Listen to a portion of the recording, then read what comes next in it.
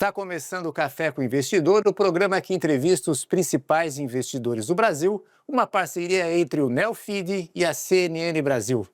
Eu sou Ralph Manzoni Júnior e a cada 15 dias eu converso com um gestor que vai me contar sobre suas teses de investimentos e também analisar o cenário macroeconômico brasileiro. O meu convidado de hoje é Márcio Verri.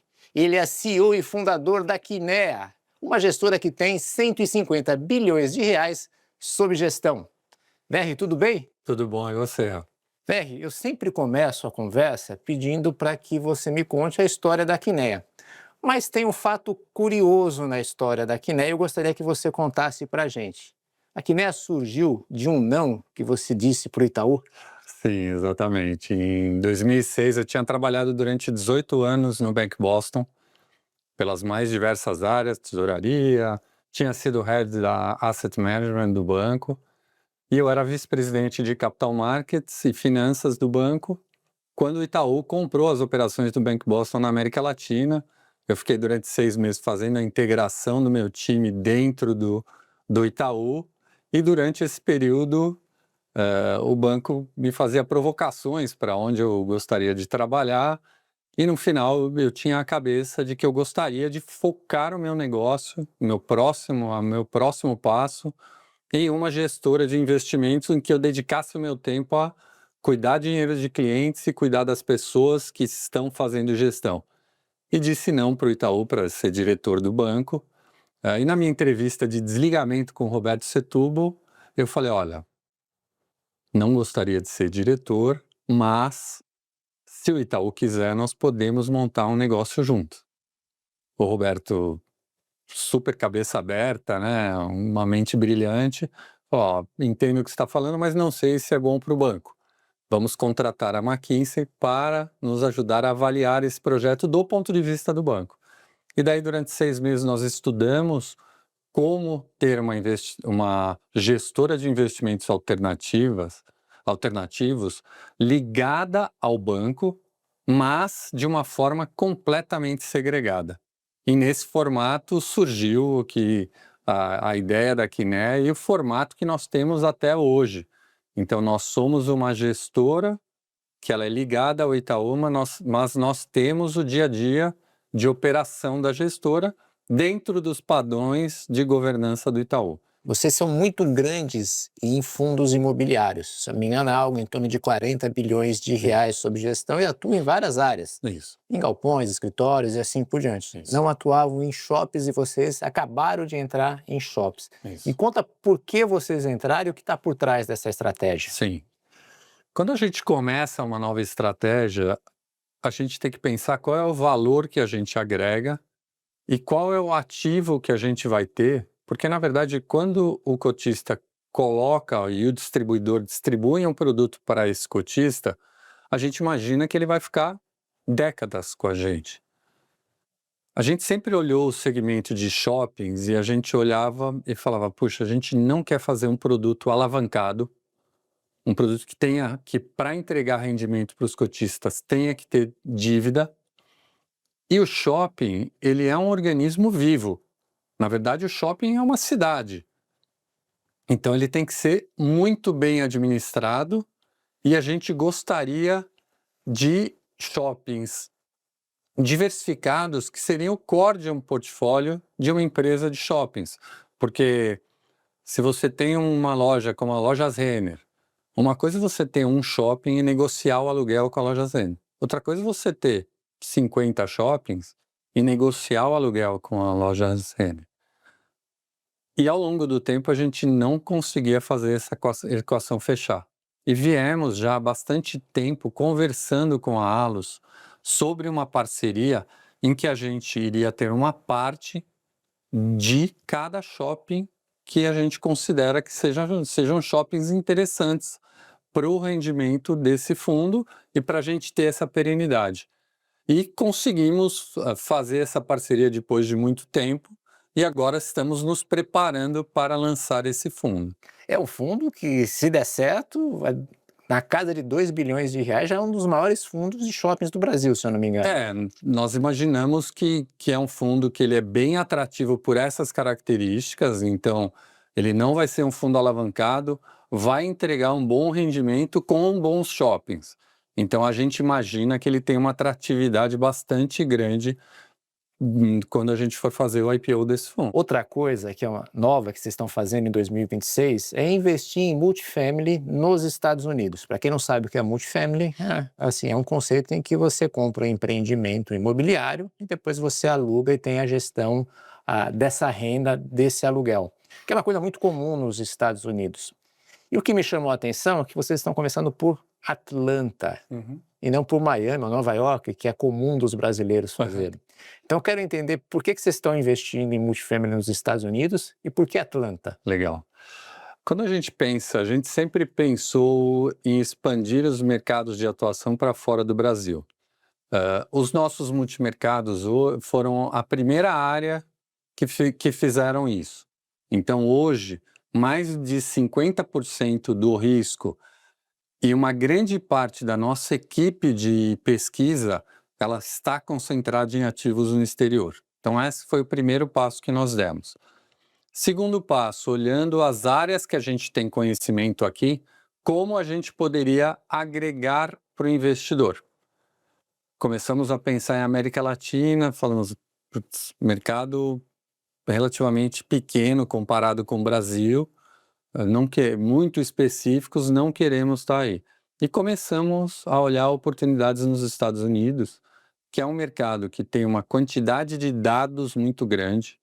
A gente é muito analítico, antes de fazer qualquer investimento, a gente é muito analítico, e a gente gostaria de ver se as nossas equipes de acompanhamento de obra, acompanhamento financeiro, agregariam valor em projetos lá fora.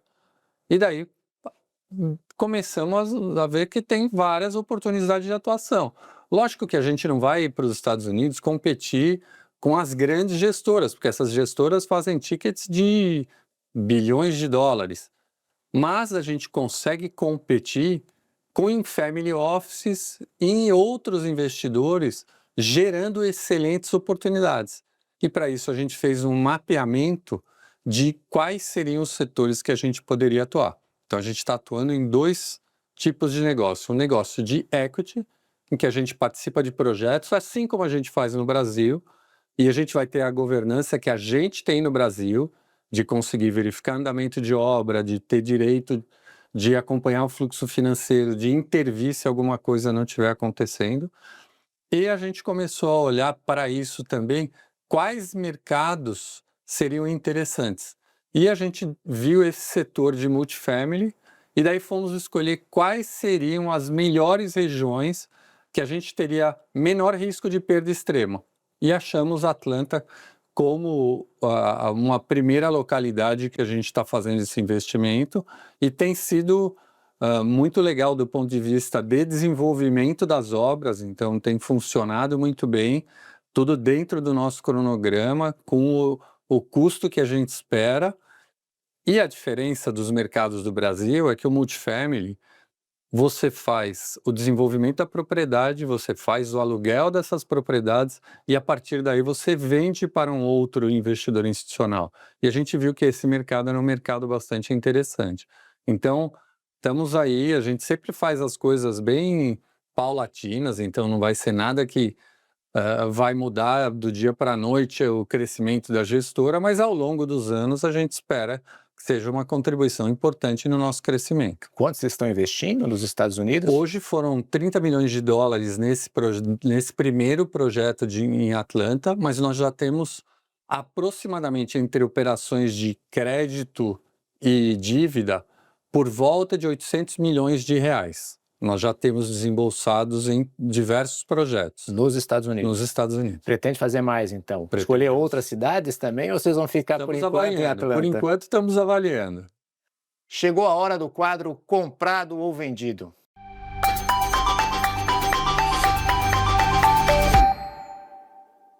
Verri, no quadro Comprado ou Vendido, eu quero saber se você está otimista ou pessimista em relação a alguns ativos que eu vou citar para você. Vamos lá? Então, primeiro eu quero saber se você está comprado ou vendido em relação à Bolsa Brasileira. Bolsa Brasileira, ela subiu bastante. Então, eu vou começar primeiro respondendo. Eu vou responder vendido. Está para a vendido. Bolsa Brasileira. Tá. Nas nossas posições não estamos vendidos, mas eu vou responder vendido e por um fator simples. A Bolsa Brasileira ela subiu por conta do fluxo estrangeiro. Esse fluxo foi muito forte, assim como foi em diversas bolsas emergentes, e isso levou a Bolsa Brasileira para um nível bastante alto. Então nós estamos nesse nível, só que ao mesmo tempo que a gente tem uma bolsa no high, que pode até ter perspectiva de crescimento, a gente tem o título livre de risco do governo, a NTNB longa, a IPCA mais 7,20. Então, para eu indicar para uma pessoa física comprar a bolsa, eu tenho que achar que ela vai ser melhor do que IPCA mais 7,20, que é uma taxa maravilhosa quando você pensa em alocação de longo prazo. Então, por isso eu vou responder vendido. Ô, VR, você está comprado ou vendido em relação a fundos imobiliários? Fundos imobiliários, muito comprado.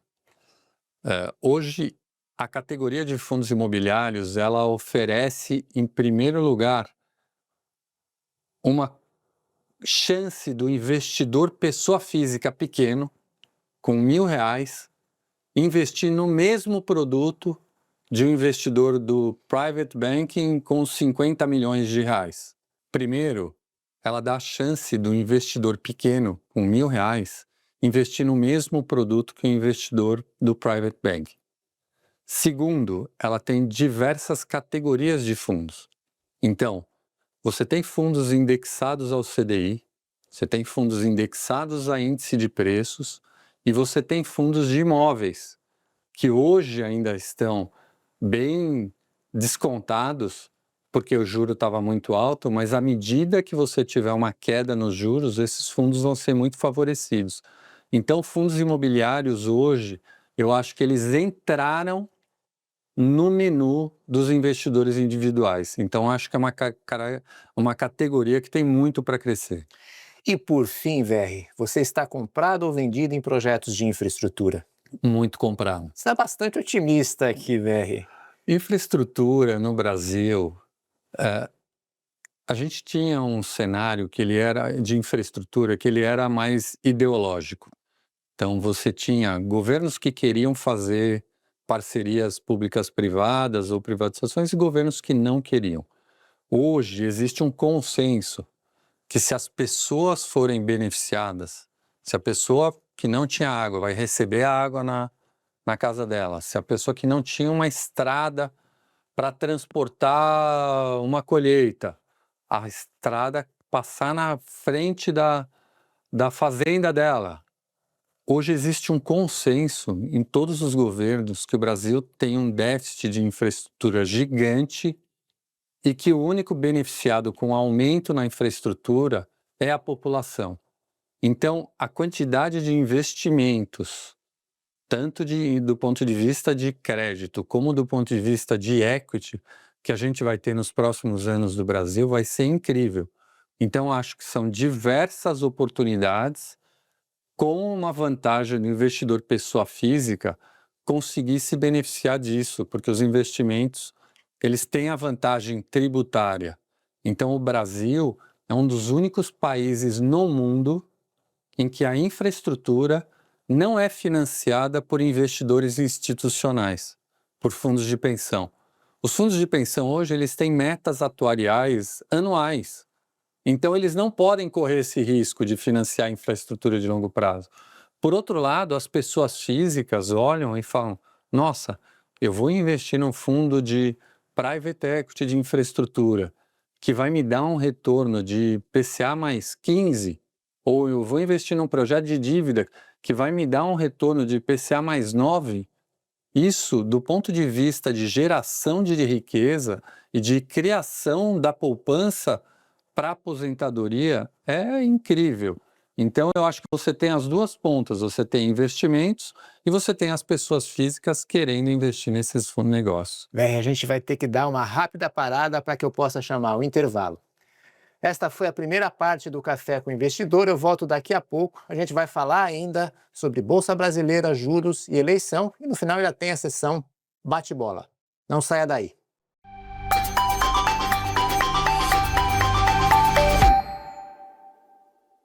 Com a Claro Empresas é sempre bora evoluir e fazer a sua empresa crescer. Assim, lado a lado com você. Então bora economizar. Aproveite para assinar essa oferta especial. 600 mega por apenas R$ 59,90. Se você é micro, pequena ou média empresa e quer ir ainda mais longe, bora com a Claro Empresas. Soluções completas e inovadoras para transformar o seu negócio. Claro Empresas. Bora fazer juntos. Infraestrutura é o ponto de convergência entre Estado, capital e planejamento. E é nesse cruzamento que se define produtividade, competitividade e crescimento. Está no porto, que escoa a riqueza, na energia que move a produção, no minério que define a geopolítica, nas estradas que ligam o campo ao porto. A CNN apresenta sua plataforma de infraestrutura. Uma cobertura intensa dedicada ao setor, com entrevistas exclusivas, análises estratégicas, programas próprios e boletins diários. O impacto econômico, político e estratégico. Um ecossistema integrado que conecta tudo o que move o setor onde você estiver. CNN Infra, informação estratégica para quem move o país.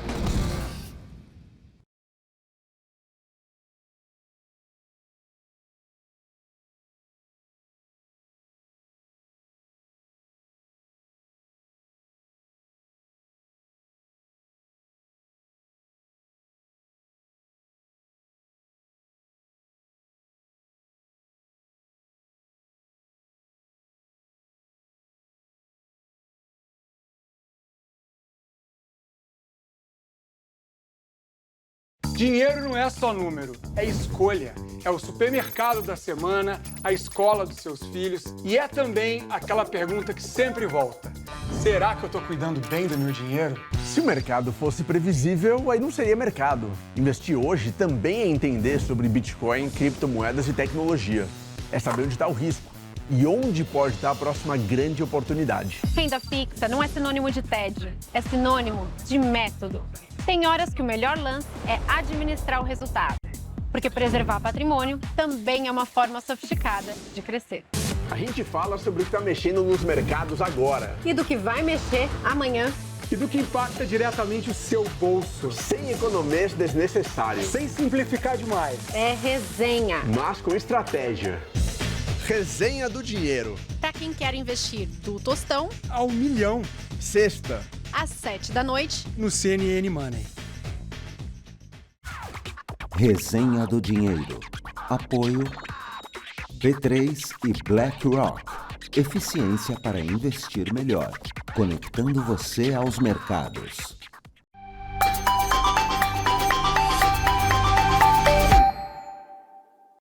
Estamos de volta com o Café com o Investidor. Eu converso com o Márcio Verri, ele é fundador e CEO da Kinea. Nesta segunda parte do programa, eu vou conversar com o Verri sobre a Bolsa Brasileira Juros, vou falar também um pouquinho de eleição e no final tem o quadro Bate-Bola. Verri, depois de muito tempo, o Brasil teve um IPO, a Bolsa Brasileira teve um IPO, que foi o IPO, abertura de capital da Compass, que é uma empresa do Grupo Cosan. Foram 4 anos e meio sem nenhum IPO, ou seja, foi uma seca bem longa, talvez a maior seca do mercado de capitais brasileiro. Com o IPO da Compass, você acredita que a janela de IPOs no Brasil reabriu? Eu acho que ainda não de forma consistente. Acho que a primeira leva de empresas que vão para IPOs são essas empresas que elas têm uma característica de juros. Então, são empresas, se a gente for olhar as empresas brasileiras que subiram bastante na Bolsa, foram as empresas de geração de energia, de saneamento e também Petrobras e Vale. Eu acho que a vantagem da gente ter tido 4 anos sem IPOs é que, na verdade, tem diversas empresas que estão muito preparadas para o IPO. Mas eu acho que o juro real ainda é muito alto no Brasil, então a gente ainda tem uma janela tímida para você ter esse interesse grande. Se a gente voltar a ter um fluxo muito grande de investidores estrangeiros, você vai empurrar o valuation das empresas que estão listadas para um nível que vai fazer com que a gente tenha IPOs. Ainda não acho que a gente está nessa janela. Ainda acho que precisa de uma nova subida da Bolsa para você conseguir trazer de forma consistente diversos IPOs. Falando em juros, como que você está olhando o cenário de juros no Brasil? Havia uma perspectiva no começo do ano de que ia ser uma queda mais acentuada. Sim. Só que ninguém combinou com Donald Trump uma guerra e isso tem provocado uma revisão das expectativas de diversas pessoas. Como está a sua previsão? Você acredita que o juro vai cair? Vai cair quanto? Sim. Nós acreditamos que que a guerra, ela trouxe uma incerteza maior. Mas a gente ainda acha que a direção é de queda. A gente acha que final do ano 2026 a gente deve estar aí por volta de 13%. Mas se a gente for pensar, tiveram dois efeitos da guerra. Primeiro foi a subida do preço do petróleo, e isso tem reflexo em diversos setores, então um aumento de inflação. Por outro lado, o Brasil acabou se diferenciando e virando um bicho diferente, em que a gente não tem míssil chegando aqui, que a gente tem suficiência energética, a gente até tem importação e exportação de diversos combinados derivados do petróleo, mas a gente tem suficiência energética. Então, o efeito na nossa taxa de câmbio, se a gente pensasse, se eu te falasse, o petróleo vai estar 100 e X dólares, quanto vai estar o câmbio no Brasil? Você fala, putz, vai estar 6. Não, está abaixo de 5. Então, tem esses dois efeitos. Então, acho que o Banco Central ele vai ser mais cauteloso. Geralmente, o Banco Central, quando ele começava com 0,25, ele, a partir daí, acelerava. Não, ele continuou com 0,25. Então, acho que o Banco Central vai ser cauteloso, vai continuar nessa trajetória de queda, porque a taxa de juros é realmente muito alta e as empresas estão ficando asfixiadas. Então, a gente acredita que a trajetória é de queda com uma incerteza maior, então o Banco Central sendo mais cauteloso na velocidade da queda. Outro evento muito importante nesse ano é a eleição. E eu queria saber, na sua perspectiva, a eleição já está fazendo preço no mercado ou ela ainda é neutra para os agentes econômicos? Para o investidor estrangeiro, esse investidor de bolsa que trouxe o fluxo para o Brasil e levou o dólar nesse nível que está, ainda não está fazendo preço. Para o investidor da renda fixa, está fazendo preço. Então, o que a gente está vendo, a gente acabou de ter aí a queda da taxa das blusinhas, que era uma coisa que não era uma coisa super necessária de ser feita agora. Então, do ponto de vista fiscal, o cenário do Brasil, que já não era super confortável, piorou. Então, e eu não consigo achar que a queda das taxas das blusinhas não está ligada à eleição. E nesse sentido, a gente tem aí taxas de juros reais acima de 7%, muito em função disso. Então, do ponto de vista positivo, a gente está falando, o investidor estrangeiro está olhando o Brasil, falando, independente de quem tiver aí, esse país vai ser um país interessante geopoliticamente e economicamente. Do ponto de vista de investidores locais, ela está fazendo preço, está mantendo essa taxa de juro real ainda muito alta. A gente vai agora para o quadro Bate-Bola.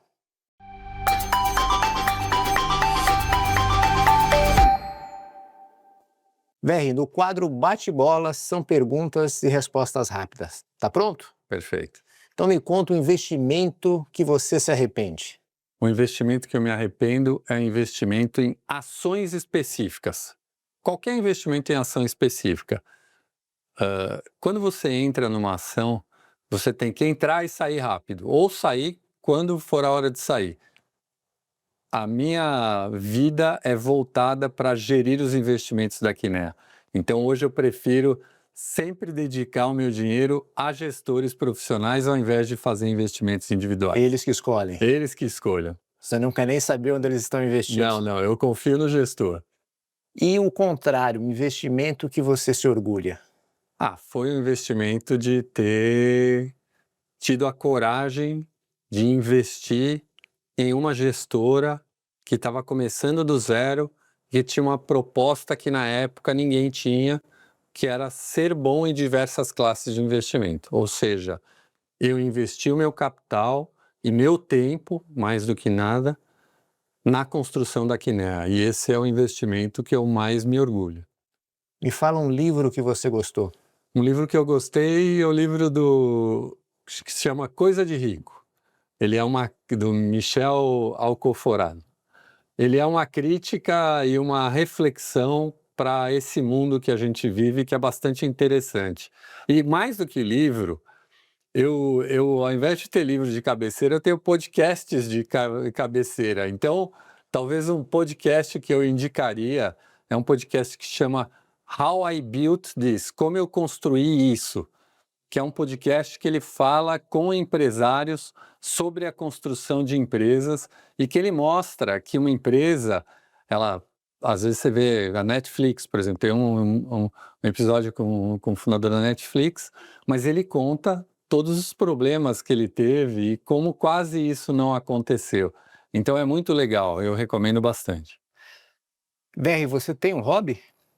Tenho vários hobbies, vários deles são ligados a esportes, então eu adoro esportes, assistir esportes e assisto todos os esportes, NBA, NFL, Campeonato Brasileiro, e o hobby que eu mais tenho é assistir jogos do Palmeiras. Quando eu era criança, eu já era fanático e meu time não ganhava nada. Hoje que a gente está numa maré muito boa, então, muito mais. Mas, além disso, eu gosto de praticar esportes. Então, para mim, esporte está na minha rotina diária e eu vou mudando de esportes. E hoje, o esporte que eu mais estou gostando, mas que eu sou ruim, então vou ter que melhorar, é o surf. Então, eu tenho surfado, eu já surfava de stand-up, que é uma coisa diferente, agora estou surfando de prancha e é uma lição de humildade a cada vez que eu vou surfar. Então me diz, você está comprado ou vendido com o Palmeiras?